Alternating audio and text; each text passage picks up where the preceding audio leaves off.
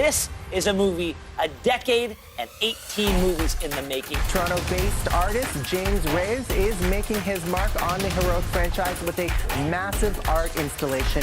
As also known as the box office artist, is getting us into the Avengers spirit, dedicating 250 hours of labor to create an in-theater art installation for Marvel. Almost the end of the day. Right. How do you feel? Little drained, but at the same time, today was real awesome experience. And you know, and again, it's only once in a while, so it was a lot of fun to do.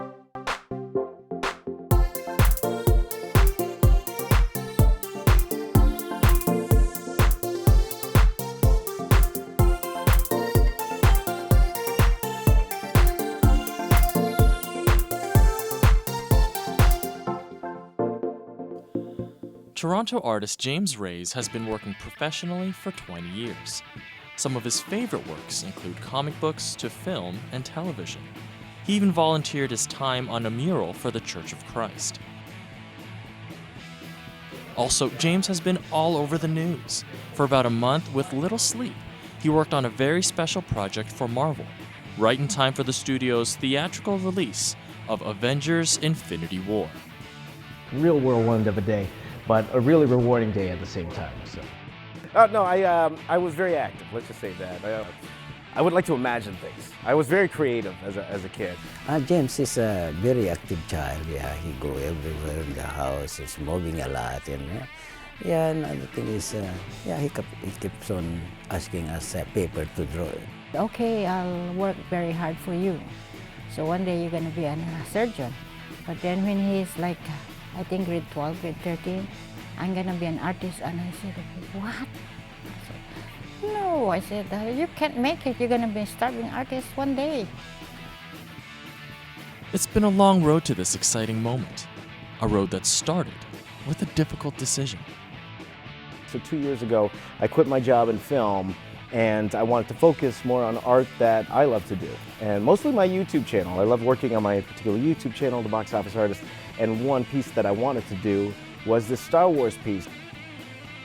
It's hard to tell your spouse, hey, I'm quitting my high-paying job to do YouTube. Not a lot of spouses would say, oh, maybe you can do both, right? But she knew this was something I wanted to do, and she knew I was going to teach on the side, but she said, you know, if this is what you want to do, why don't you go for it and give it a try, and we'll work it out. Now, I just didn't want to do an ordinary Star Wars piece. There's thousands of different fan art out there, really great fan art too, and I thought to myself, how could I separate myself from all of those? So that's when I decided, okay, I'm going to just try to make this really big Star Wars piece. At first, I was just going to say, okay, I'm going to put every character that ever appeared in Star Wars. So I live streamed it, and we put it online, and the response has been phenomenal for it. So. A part of the attention he received also included a spot on the Star Wars show. Star Wars fans always blow my mind with their talent, and today we got to welcome one here into Lucasfilm to show off his amazing project. James Raiz is here with his... This experience taught him how important it was to proactively market himself. I noticed that Kevin Feige, the head of Marvel Studios, was tweeting. And I said to myself, you know, what the hate? It wouldn't hurt to send him a tweet. So I tweeted him, and I tweeted him that particular Star Wars piece. And I just said to him, hey, I would love to do this for you guys one of these days. And then the next day, I got contacted by Marvel's marketing department. And they said Kevin saw it, and he likes your work, and we would like to do something with you. And thus began the most exciting time of his career. They said, what can you do for us in a month? We know you can't do the Star Wars piece. And I'm like, I would still like to touch every movie because it's Marvel's 10th anniversary. And they said, hey, if you could pull it off, we're not going to stop you. The whole month of March, that would be, whole month of March, didn't sleep, 250 hours worth of work. After Marvel Studios approving the artwork and being sent on a 2-day media blitz in Toronto, James prepared for his travels to California.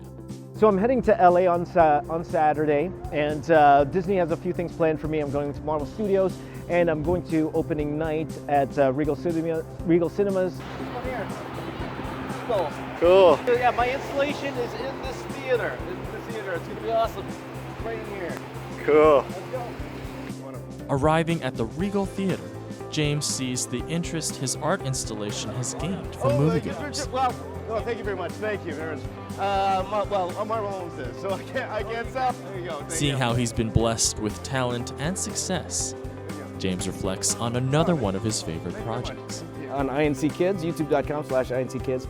It's called Time to Draw, and that's one of my favorite shows. Sometimes when you're blessed with talent, you know, well, what is it if you keep it for yourself? It's better to share that and help other children learn the exact same skill.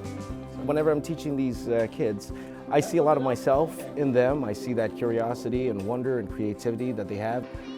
Looking back on how he started as an artist, he imparts this advice. So I would suggest to young artists, draw everything. Draw everything. Yes, it's always fun to draw your favorite characters, your favorite cartoon characters like I did. I did that all the time. But also draw life. Go sit outside. Go draw a tree. Go draw a mountain. If you love what you do, then it's not work. It's not work, but you gotta put in the work. You gotta put in the work. 2, 3, 4, 5 hours a day if you can, if you seriously want to make this a career for yourself, because I'm gonna tell you right now, there's nothing like it.